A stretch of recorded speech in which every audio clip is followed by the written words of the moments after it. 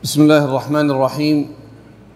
إن الحمد لله نحمده ونستعينه ونستغفره ونعوذ بالله من شرور أنفسنا وسيئات أعمالنا. من يهده الله فلا مضل له ومن يضلل فلا هادي له، وأشهد أن لا إله إلا الله وحده لا شريك له، وأشهد أن محمدا عبده ورسوله صلى الله عليه وعلى آله وصحبه وسلم تسليما كثيرا إلى يوم الدين. أما بعد، فالحمد لله الذي بنعمته تتم الصالحات، الحمد لله الذي يسر لنا هذا اللقاء واجتمعنا في هذا المسجد وهذا البيت من بيوت الله. اجتمعتم أيها الإخوة لتستمعوا للذكر ولتنتفعوا بالعلم، فهنيئا لكم، فطبتم وطاب ممشاكم، وأهلا وسهلا ومرحبا بكم.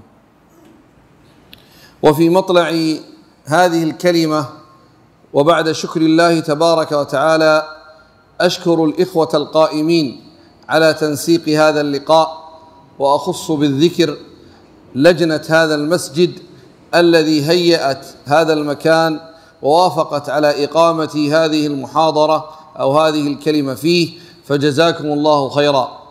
ثم أشكركم أنتم على حضوركم ومجيئكم.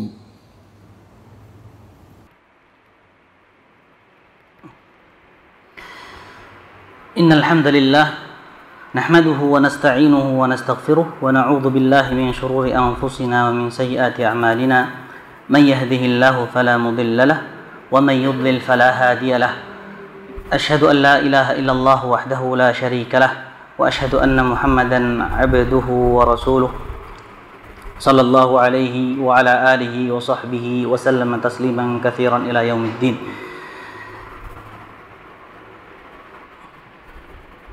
Pada kesempatan kali ini, beliau membuka acaranya dengan sebuah muqaddimah sebagaimana lazimnya dalam sebuah muhadarah yang mengandung dua hal.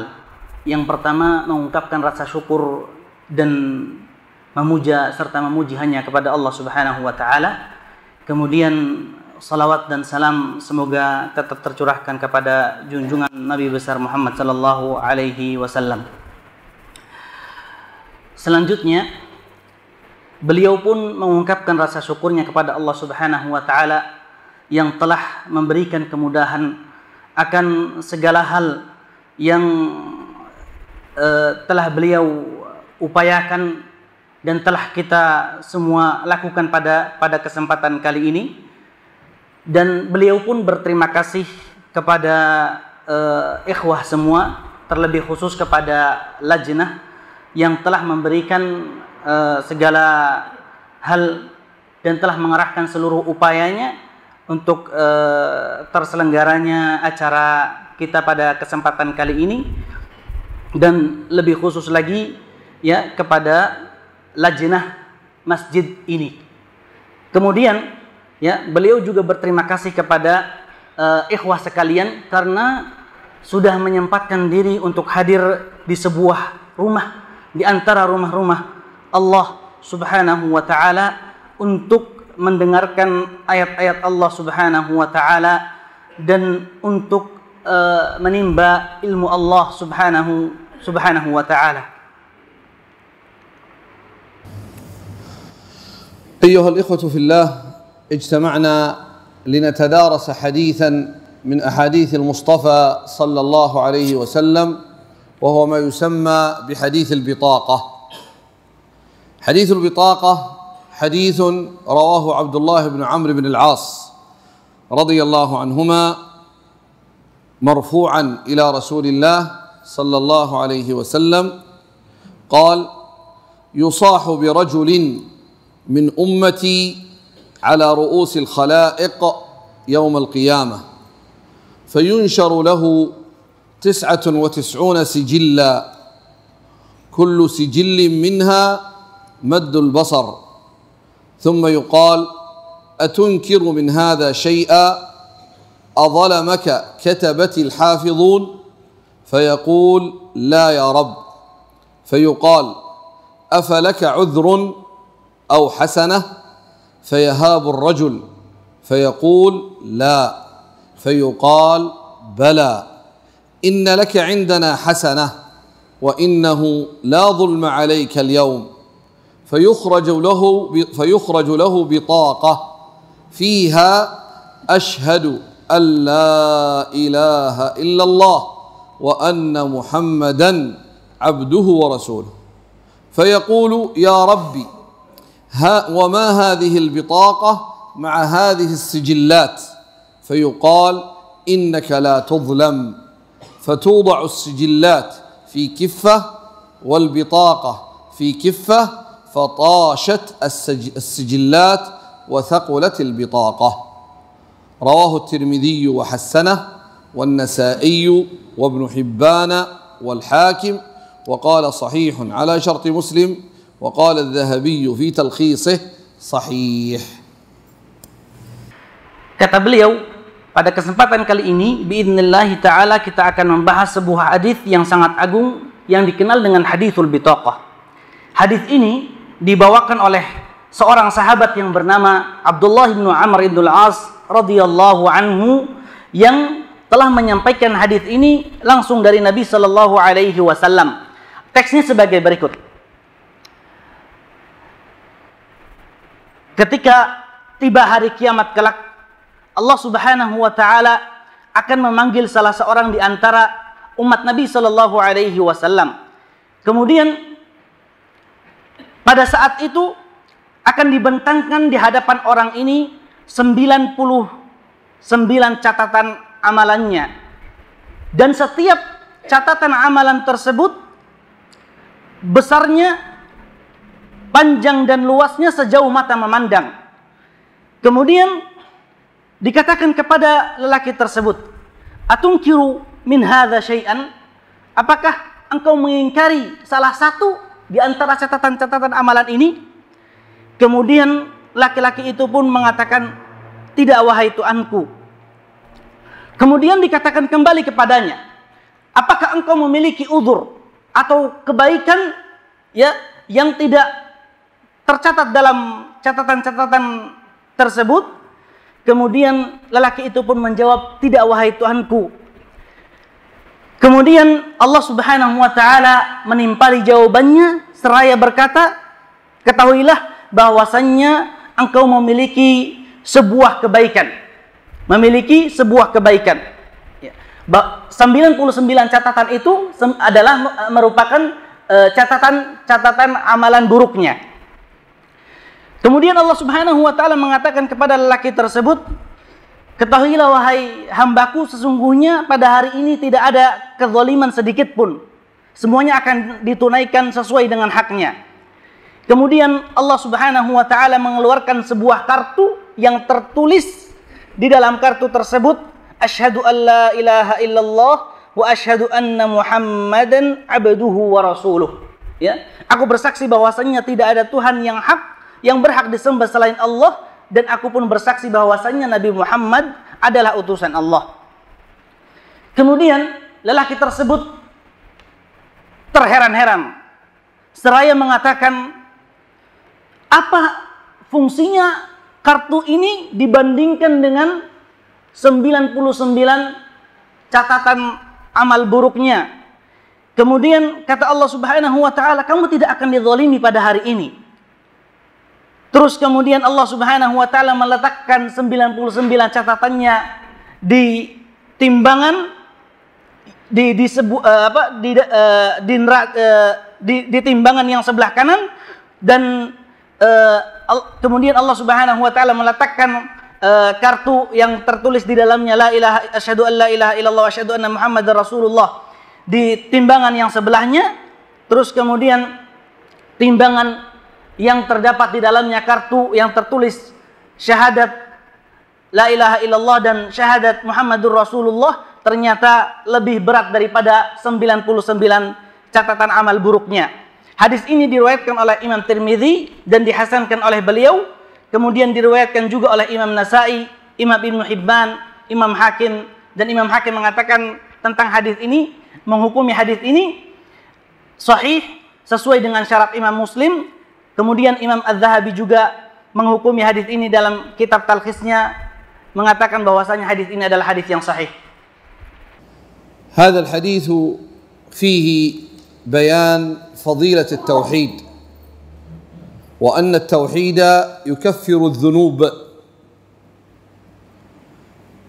ولأجل هذا فصار الكلام في التوحيد وبيان فضائله من أهم ما ينبغي على المسلم أن يتعلمه، لأن التوحيد له ثمرات وفوائد كثيرة وله فضائل، ومن أعظم هذه الفضائل أن الموحد إذا مات على التوحيد فإن الله تبارك وتعالى يكفر عنه الذنوب ويمحو عنه الخطايا ولو كانت 99 سجل،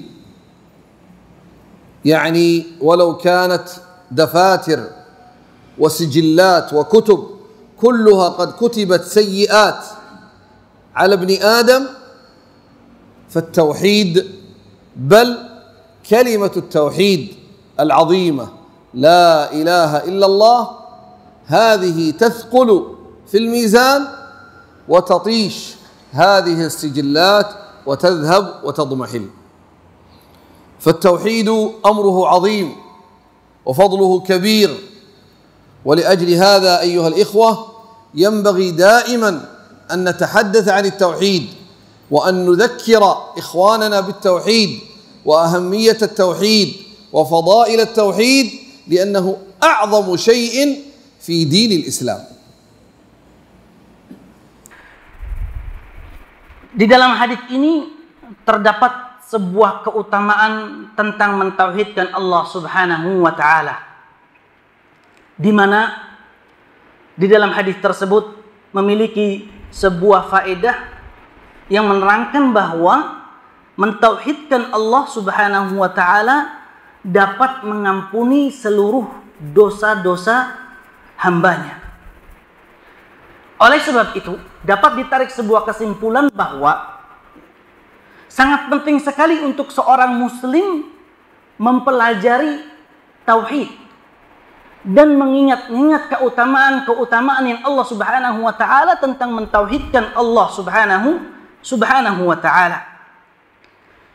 Ketahuilah wahai jamaah yang dimuliakan Allah Subhanahu wa taala, bahwa tauhid ini memiliki keutamaan yang sangat banyak di sisi Allah Subhanahu wa taala. Di antara keutamaan yang sangat istimewa adalah tauhid dapat mengampuni, tauhid merupakan sebuah sebab atau faktor untuk diampuninya dosa-dosa seorang hamba, meskipun dosa-dosa tersebut jumlahnya sangat banyak. Ya. Ini di antara keutamaan tauhid. Ya. Disebutkan di dalam hadis yang telah kita bacakan bersama bahwa ya, kalimat tauhid dapat menjadi sebuah faktor ampunan bagi dosa-dosa hambanya, bagi dosa-dosa hamba Allah Subhanahu wa taala, meskipun dosa-dosa tersebut sangatlah banyak, sampai apa? Sampai 99 catatan, ya. Oleh sebab itu ayyuhal ikhwah fillah, ya, pembicaraan tentang tauhid dan keutamaan-keutamaannya merupakan suatu hal yang harus sering dilakukan oleh seorang muslim pada setiap pembicaraannya.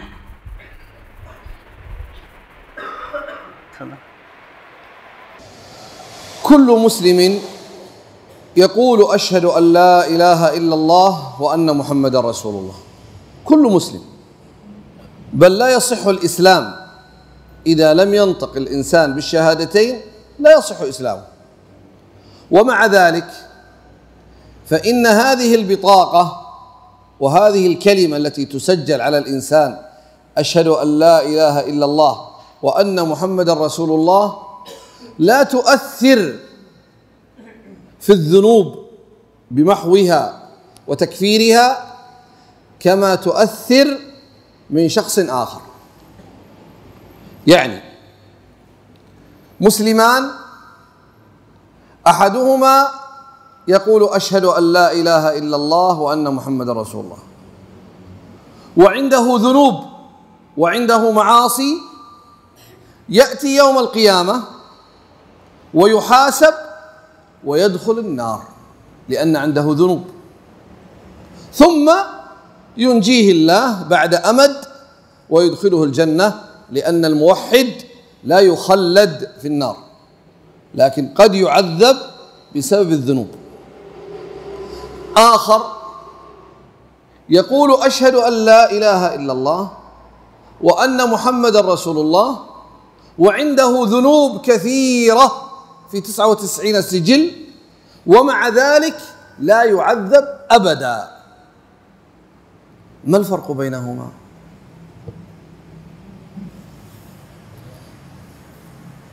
وين اليوم ما في كتب، ما في جوائز، ما في هدايا؟ Hadiahnya kemana ini?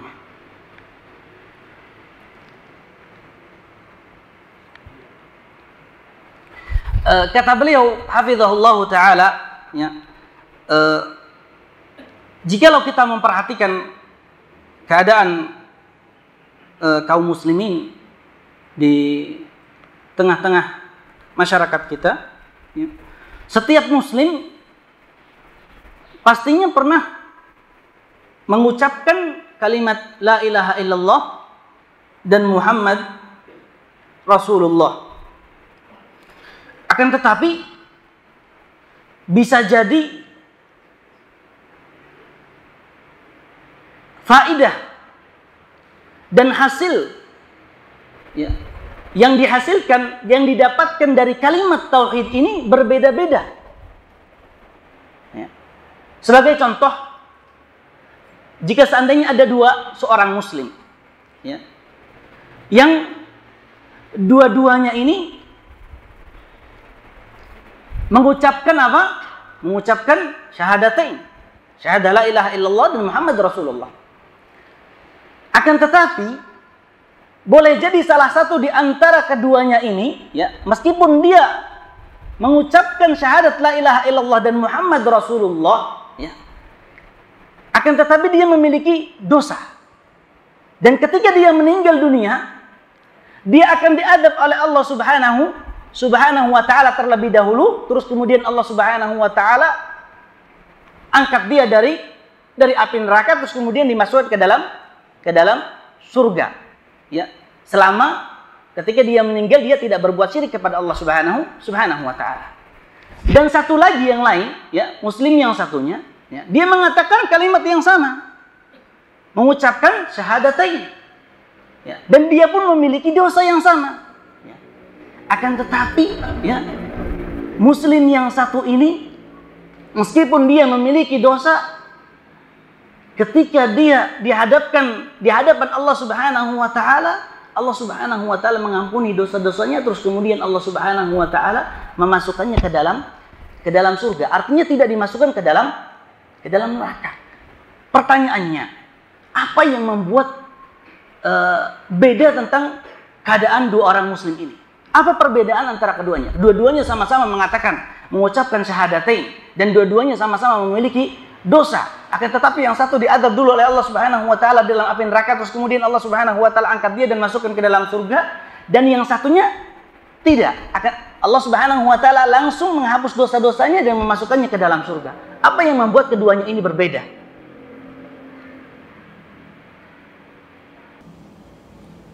Ahad ya'rif al-jawab? Ada yang tahu jawabannya? Yang pertama dia bertauhid, yang kedua dia rahmat Allah. Karena dirahmati oleh Allah. يقول الفرق بين المسلمين الذي ذكرت، الأول أن الذي أنجاه الله عز وجل لأنه موحد، والثاني لأن رحمة الله عز وجل تقتضي ذلك. حتى الثاني موحد ورحمة الله للجميع. Katanya, ya, yang diadab oleh Allah Subhanahu wa ta'ala juga sama, dia bertauhid kepada Allah Subhanahu wa ta'ala gitu loh. أستاذ عبد العزيز، فهم السؤال نصف الجواب. أنا أول شيء أريد أن يفهموا السؤال. Nah, بعد ذلك إذا ما فهموا السؤال ما نستطيع نصل. هل فهمتم السؤال؟ Faham nggak pertanyaannya?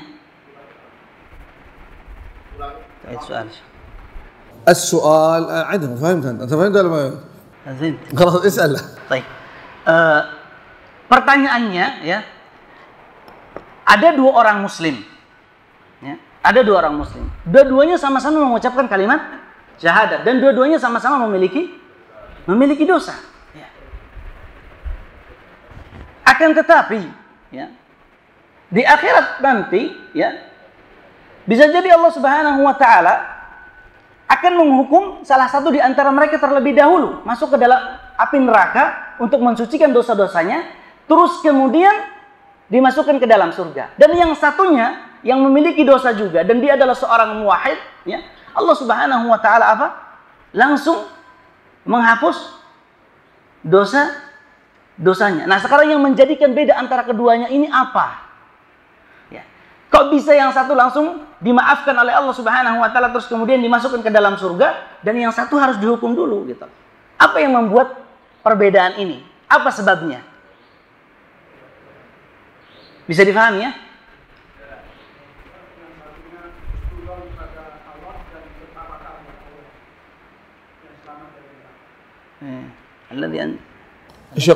يقول الذي أنجاه الله عز وجل ولا يعذب بالميكروفون. طيب. الذي أنجاه الله عز وجل ولا يعذب لأنه يحسن الظن بالله ويتوكل عليه. طيب. نعطيكم المساعدة، نساعدكم في الجواب. Saya bantu katanya. قال ابن القيم رحمه الله: فالأعمال لا تتفاضل بصورها وعددها، وإنما تتفاضل بتفاضل ما في القلوب، فتكون صورة العملين واحدة وبينهما من التفاضل كما بين السماء والأرض. وتأمل حديث البطاقة التي توضع في كفة ويقابلها 99 سجلا، كل سجل منها مد البصر، فتثقل البطاقة وتطيش السجلات فلا يعذب. ومعلوم أن كل موحد له هذه البطاقة، وكثير منهم يدخل النار بذنوبه.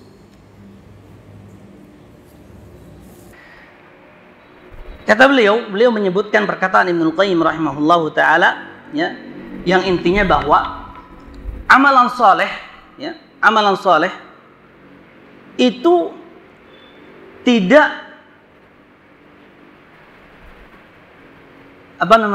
la tatafadhal bi suwariha wa adadiha ya, tidak memiliki perbedaan ya, salah satu di antara keduanya jikalau dilihat dari bentuknya. Artinya amalan soleh tersebut ya, tidak memiliki keutamaan di sisi Allah Subhanahu wa taala jikalau dilihat dari bentuknya saja. Ya. Akan tetapi ya, amalan soleh tersebut bisa memiliki keutamaan yang lebih tinggi di sisi Allah Subhanahu wa taala jikalau dilihat dari apa? Dari niat seorang yang mengamalkannya. Ya. Fatakunu suratul amali wahidah. Ya. Amalannya sama satu. Amalannya sama-sama sholat. Akan tapi yang mengerjakannya memiliki kedudukan yang tinggi di sisi Allah Subhanahu wa taala. Perbedaannya ya bisa jadi bagaikan langit dan bumi. Ya. Bagaikan langit dan bumi. Kata Ibnu Qayyim rahimahullahu taala, coba perhatikan hadis bitaqah ya.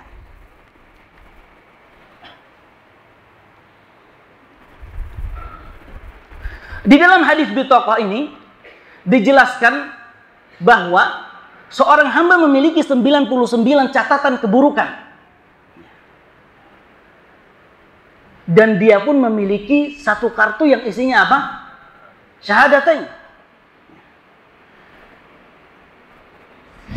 Di antara sesuatu hal yang kita pahami bersama bahwa setiap muslim pasti memiliki kartu ini. Tapi mengapa Allah Subhanahu wa taala ya menjadikan berat kartu ini, terus kemudian menghapus 99 catatan keburukan hamba tersebut. Di sisi lain, ya, muslim yang sama, yang memiliki kartu yang sama, ya, Allah Subhanahu wa Ta'ala tidak menjadikan timbangan kartu tersebut lebih berat daripada dosa-dosanya. Ya. Dan itu semuanya disebabkan dari apa? Dari niat, ya, keagungan kepada Allah Subhanahu wa Ta'ala ketika mengamalkannya. Artinya perbedaannya bukan dalam bentuk amalannya, ya. Perbedaan hasil, ya, dari amalan seorang hamba itu ditinjau dari apa? Dari apa yang ada di dalam hatinya. Ya, bisa jadi sama-sama mengerjakan salat, akan tetapi yang satu lebih unggul di sisi Allah Subhanahu wa Ta'ala daripada yang lainnya. إذن عرفتم الجواب لماذا بعض المسلمين إذا قال لا إله إلا الله نفعته هذه الكلمة وكفرت ذنوبه كلها، وآخرون يقولون لا إله إلا الله ولا تكفر ذنوبهم بل يدخلون النار. عرفتم الفرق؟ Sekarang antum tahu perbedaannya? Kenapa sebagian muslim yang mengatakan la ilaha illallah dan dia memiliki dosa, akan tapi Allah Subhanahu wa Ta'ala ampuni dosanya, dan kalimat tauhid ini bisa memberikan manfaat bagi dia. Namun sebagian yang lain, ya, sebagian yang lain dari kalangan kaum muslim, mereka juga mengatakan kalimat yang sama, mengucapkan syahadatain, akan tetapi kalimat syahadat ini tidak bermanfaat baginya. Ya. Antum tahu perbedaan antara keduanya?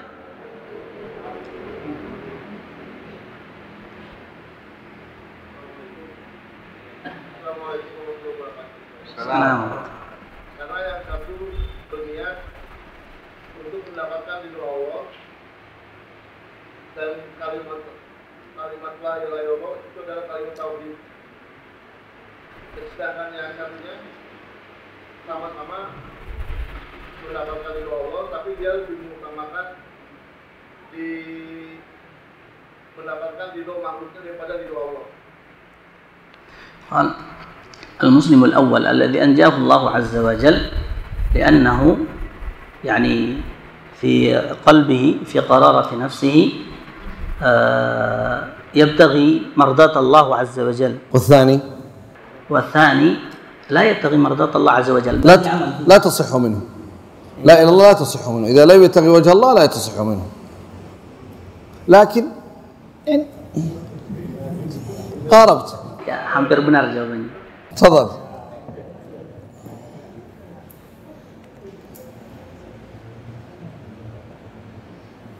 حياك الله مرحبا. لا بدون ركوع. طيب أقرب الصورة، آتي مثال.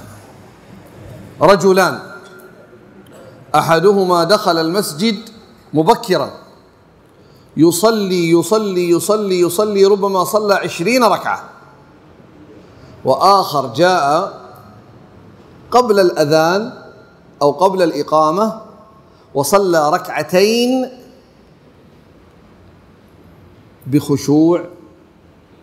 بخشوع بتدبر بسكينة بابتهال انكسار ذل بين يدي الله. هذا صاحب الركعتين أفضل عند الله من صاحب 20 ركعة. صح؟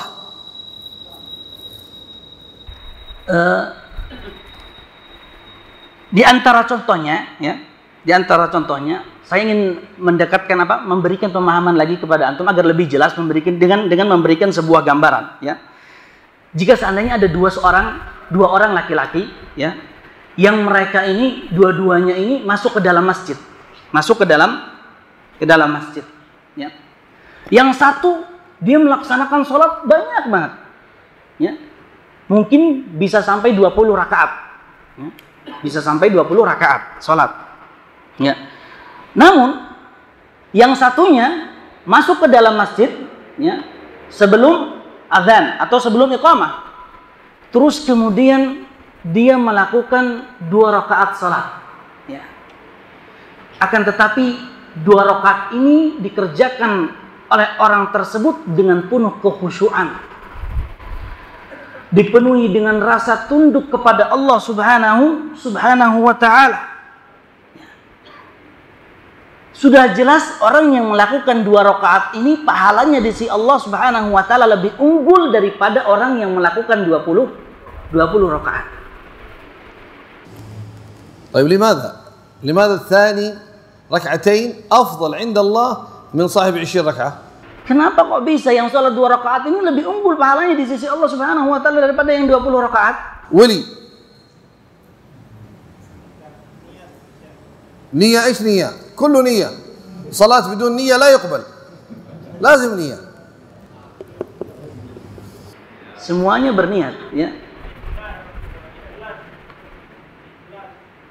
بالإخلاص. أشد إخلاصا. تمام ممتاز. أن الثاني أشد إخلاصا من الأول. الناس يتفاوتون في الإخلاص. حياكم الله. هذا مخلص وهذا مخلص لكن الإخلاص مراتب.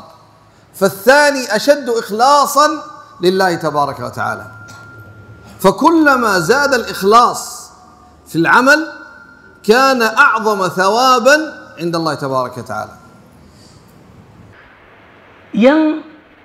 Yang kedua tadi, ya, dia memiliki keunggulan di sisi Allah Subhanahu wa ta'ala karena keikhlasannya. Seseorang di dalam keikhlasan itu berbeda-beda tingkatannya, ya. Berbeda-beda tingkatannya. Ada yang lebih ikhlas dan ada lagi yang biasa-biasa saja tingkatan keikhlasannya. Oleh karenanya Allah Subhanahu wa ta'ala unggulkan pahala orang yang melakukan 2 rakaat salat, ya, dengan penuh keikhlasan, penuh ketundukan, ya, penuh kewibawaan di dalam hatinya kepada Allah Subhanahu wa ta'ala. Oleh karenanya Allah Subhanahu wa ta'ala lebihkan pahalanya daripada orang yang melakukan 20 rakaat.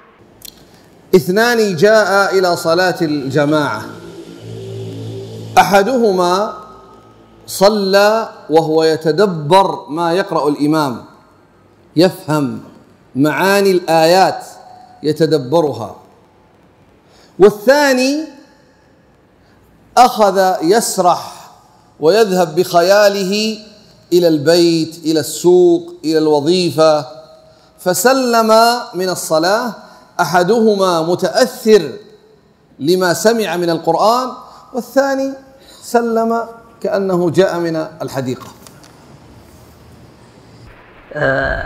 Sebagai permisalan lagi, ya, ada 2 orang lelaki, ya, 2 orang yang datang ke dalam masjid untuk melaksanakan sholat berjamaah. Ya. Salah satu di antara keduanya, ya, ketika dia melaksanakan sholat, dia mentadaburi makna-makna ayat yang dibaca di dalam sholatnya. Ya. Dan yang satunya, ya, dia melaksanakan sholat, akan tetapi pikirannya tidak fokus kepada sholatnya. Ya. Yang satu tadi yang mentadaburi, ya, ayat-ayat yang dibaca di dalam sholatnya, ketika dia telah melaksanakan ibadah sholat, ya, ibadah sholat tersebut memberikan sebuah bekas di dalam hatinya. Dan yang satu lagi, ya, dia sama-sama melaksanakan ibadah sholat, akan tetapi ketika pikirannya tidak fokus di dalam sholatnya, ya, dia seakan-akan tidak melakukan ibadah sholat. هل هما في الأجر سواء؟ Apakah keduanya sama, memiliki pahala yang sama di sisi Allah? لماذا؟ Kenapa?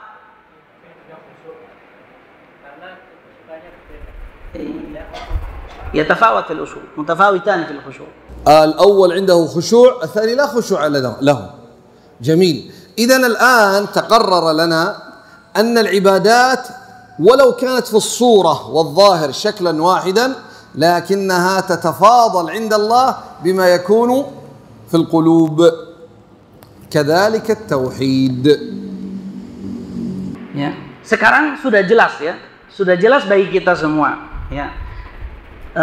Ibadah meskipun potretnya sama, ya, meskipun potretnya sama, fotonya sama, akan tetapi, ya, hasil yang dilakukan oleh seorang hamba terhadap ibadah tersebut, ya, memiliki perbedaan di sisi Allah Subhanahu wa ta'ala. Jika seandainya hal ini terjadi pada sebuah ibadah, ya, maka ketahuilah, ya, tauhid pun demikian, ya.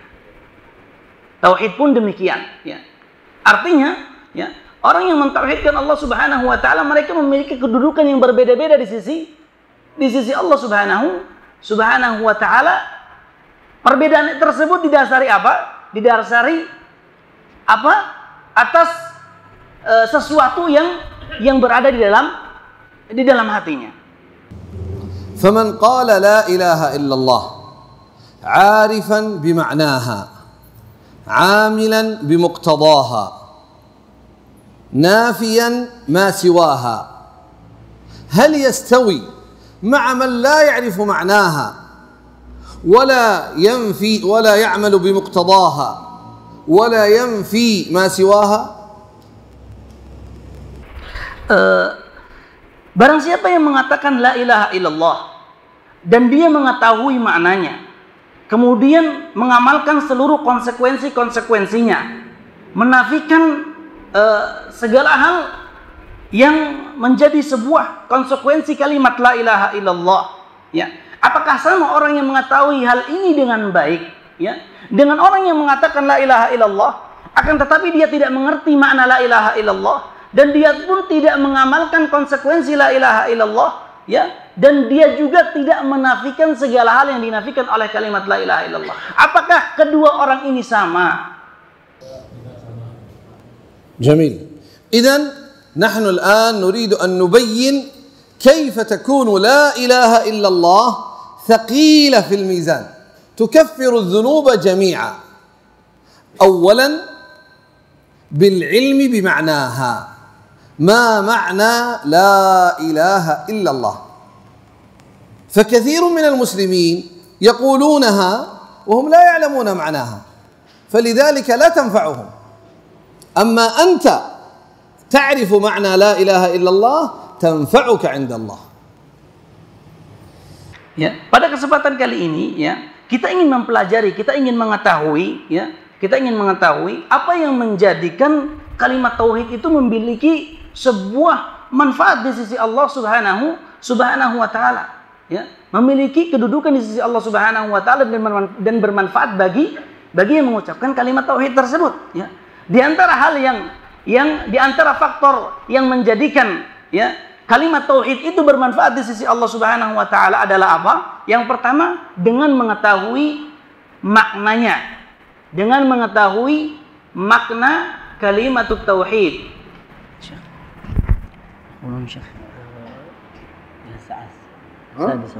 بس قليل.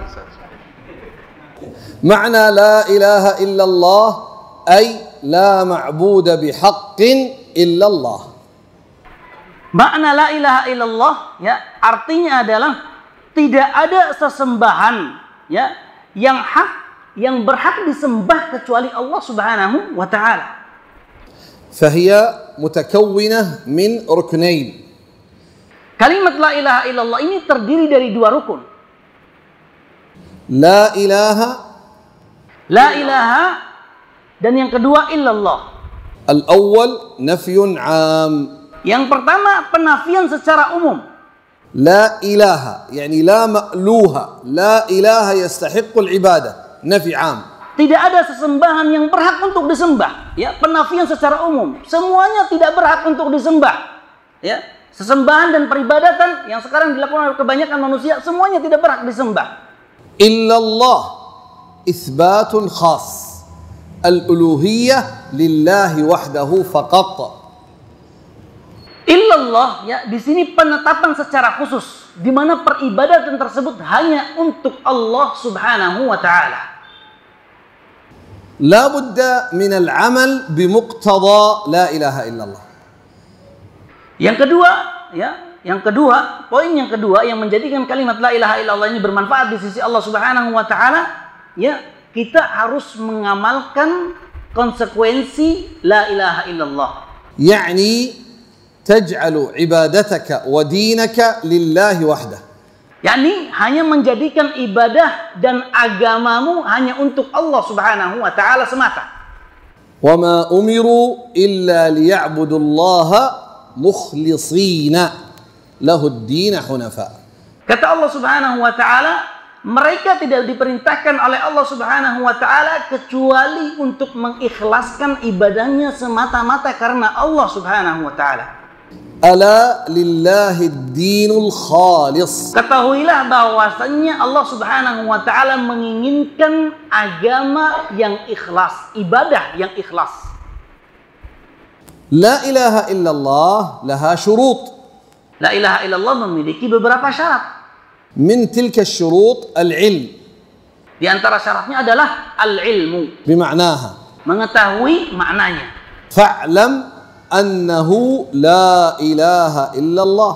Ketahuilah, kata Allah Subhanahu wa taala, berilmulah tentang la ilaha illallah. Kadzalika min syuruti la ilaha illallah al-yaqin. Kemudian di antara syarat la ilaha illallah adalah keyakinan. وكلما زاد يقينك بمعنى لا إله إلا الله كان توحيدك أعلى وأعظم. Setiap kali keyakinanmu tentang la ilaha illallah bertambah, maka kedudukanmu pun akan bertambah. Kedudukan tauhidmu akan bertambah di sisi Allah Subhanahu wa taala. لا بد في لا إله إلا الله من الإخلاص والصدق في معناها في قولها. Dalam mengucapkan la ilaha illallah ini diperlukan juga apa? Keikhlasan dan kejujuran dalam mengatakan la ilaha illallah. المنافقون يقولون لا إله إلا الله. Orang-orang munafik juga mengatakan la ilaha illallah. تنفعه؟ Apakah bermanfaat baginya? إن المنافقين في الدرك الأسفل من النار. Kata Allah Subhanahu wa taala, sesungguhnya orang-orang munafikin berada di dalam kerak-keraknya api neraka, di dasar api neraka. إذن قول فقط قول لا إله إلا الله فقط نطق هذا لا يفيد. لابد هنا في القلب علم يقين إخلاص صدق محبة قبول إذعان. Kalau begitu hanya sekadar perkataan la ilaha illallah saja ini tidak memiliki manfaat di sisi Allah Subhanahu wa taala. Ya, diperlukan apa? Keyakinan, diperlukan keikhlasan, diperlukan kejujuran, diperlukan kecintaan, diperlukan ketundukan tentang ya kepada Allah Subhanahu wa taala ketika mengucapkan kalimat la ilaha illallah, harus sesuai dengan syarat-syarat dan ketentuannya yang berlaku. كذلك مما يزيد في معنى في بيان ثقل هذه الكلمة واستقرارها في القلوب البراءة من الشرك وأهله. Dan juga di antara faktor yang menjadikan kalimat la ilaha illallah ini bermanfaat dan berguna di sisi Allah Subhanahu wa taala dan memiliki bekas yang sangat mantap di dalam hati adalah apa? Ketika mengucapkan kalimat la ilaha illallah, secara otomatis kita memahami bahwa kita harus berlepas diri dari segala sesuatu yang disembah selain kepada apa? Segala sesuatu yang disembah selain Allah Subhanahu wa taala dan berlepas diri kepada apa? Para penganutnya. البراءة من الشرك وأهله أي أن تتبرأ وأن تنفي الشرك عن الله وأن تعتقد أن من وقع في الشرك فقد وقع في أعظم الذنوب التي لا تغفر إلا بالتوبة. Caranya ya, cara berlepas diri dari perbuatan syirik dan dari penganut kesyirikan adalah dengan kita meyakini bahwa seseorang yang terjatuh dalam kesyirikan ya, dia telah terjatuh pada sebuah dosa yang sangat besar di sisi Allah Subhanahu wa taala yang tidak akan diampuni oleh Allah Subhanahu wa taala. Wa an tatabarra'a min ahli syirk. Bima'na la tuhibbuhum wa la tujalisuhum wa la tukhalituhum. Kuffar. Lakum dinukum wa liya din. La suhbata ma'ahum wa la mu'akhata lahum. Ya, di antara maknanya juga harus berlepas diri dari siapa? Dari para penganut kesyirikan. Ya. Bagaimana bisa berlepas diri dengan penganut kesyirikan? Yaitu dengan apa? Dengan kita tidak boleh mencintainya. Ya. Kita harus membenci mereka. Jangan duduk-duduk bersama mereka. Ya. Dan kita juga harus meyakini bahwasannya mereka adalah kufar. Ya. Bagi mereka agamanya dan bagi kita agama kita. Ya, sebagaimana yang dikatakan oleh Allah Subhanahu wa taala, lakum dinukum waliyadin. يعني نقرأ الآن السورة لأن هذه السورة تدل على التوحيد العملي. قل يا رسولنا قل يا أيها الكافرون لا أعبد ما تعبدون ولا أنتم عابدون ما أعبد ولا أنا عابد ما عبدتم ولا أنتم عابدون ما أعبد لكم دينكم ولي دين. يقول العلماء هذه السورة فيها التوحيد العملي التطبيقي لمعنى لا إله إلا الله. Surat Al-Kafirun merupakan sebuah praktek dari makna la ilaha illallah.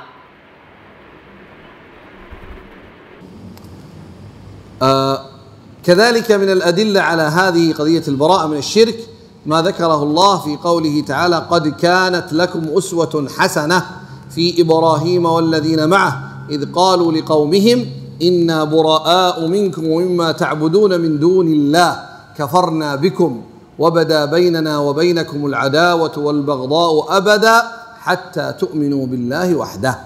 فإبراهيم عليه الصلاة والسلام خليل الرحمن وأبو الأنبياء قد تبرأ من قومه. لماذا؟ لأنهم يعبدون غير الله، وهذا هو الذي يجب على المسلم حتى ينتفع بلا إله إلا الله أن يتبرأ من الشرك وأهله. Di antara dalil yang menunjukkan akan hal tersebut adalah sebuah ayat yang menerangkan bahwa Nabi Ibrahim Khalilullah berkata inna bura'a'u minkum wa mimma ta'buduna min dunillahi kafarna bikum. Sesungguhnya kami berlepas diri dari kalian dan dari segala hal yang kalian sembah, dan kami pun menghukumi kalian sebagai orang-orang kufar dan kami juga menyelisihi segala hal yang kalian perbuat. Inna la ilaha illallah kalimatut tauhid kalimatun azimah. Qad jaa fil hadith anna Allah tabaraka wa ta'ala qad bayyana 'idhamaha li nabiyhi wa kalimihi Musa kama jaa fil hadith an Abi Sa'id al-Khudri عن رسول الله صلى الله عليه وسلم قال موسى يا ربي علمني شيئا أذكرك وأدعوك به قال قل يا موسى لا إله إلا الله قال يا ربي كل عبادك يقولون هذا لأنه يريد شيئا خاصا له يذكر الله تبارك وتعالى به قال يا موسى لو أن السماوات السبع وعامرهن غيري والأراضين السبع في كفة ولا إله إلا الله في كفة مالت بهن لا إله إلا الله. فهذا الحديث يبين عظم لا إله إلا الله وأنها تزن جميع السماوات السبع والأراضين السبع وما فيها من الخلق، لكن متى؟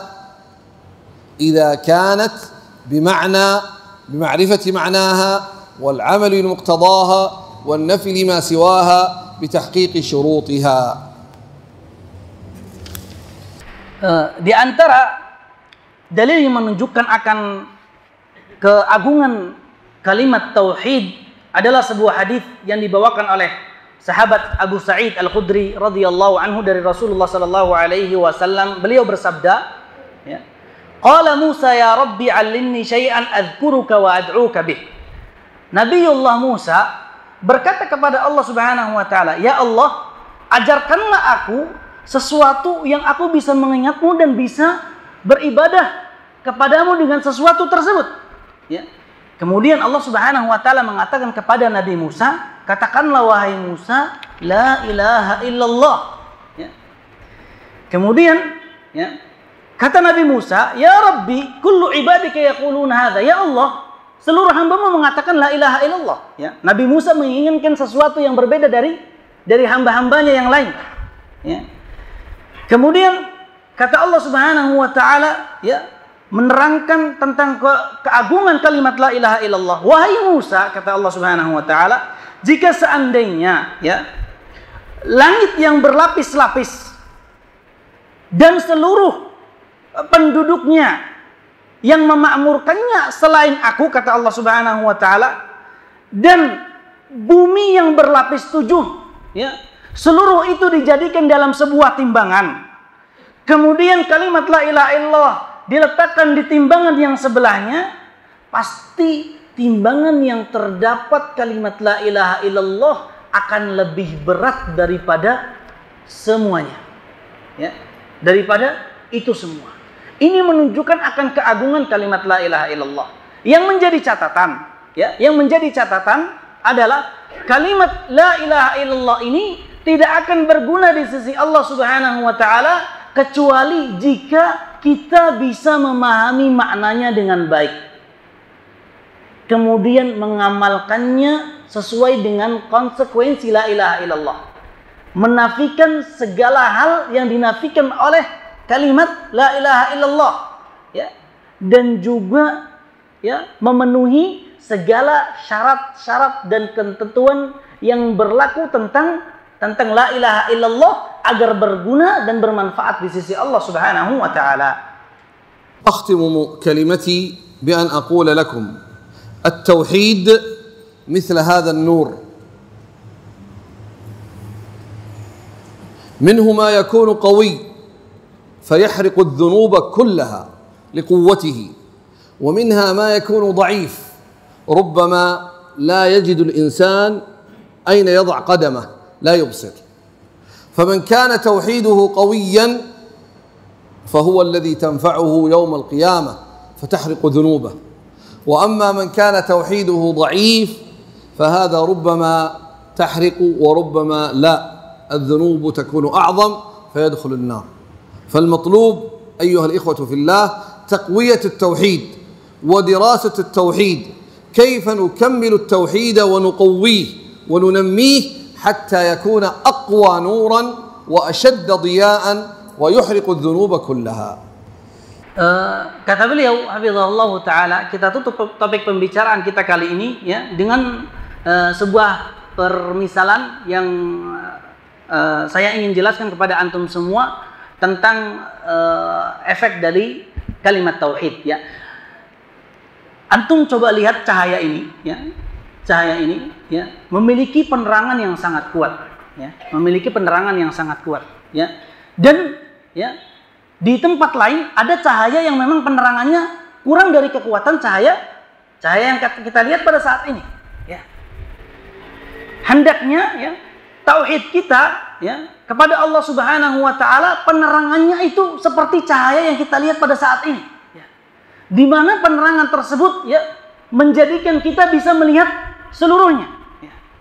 Karena apa? Jika seandainya penerangan itu redup, ya, bisa jadi kita tidak bisa meletakkan apa? Tidak bisa meletakkan, ya, kaki kita di mana kita bisa berpijak, ya. Karena apa? Karena kegelapan, ya.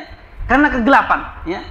Oleh sebab itu, ya, hendaknya kita semua, ya, memperkuat tauhid kita kepada Allah Subhanahu wa taala, memperkuat cahaya dan penerangan tauhid kita pada Allah Subhanahu wa taala agar kita bisa diselamatkan oleh Allah Subhanahu wa taala di hari kiamat kelak, ya.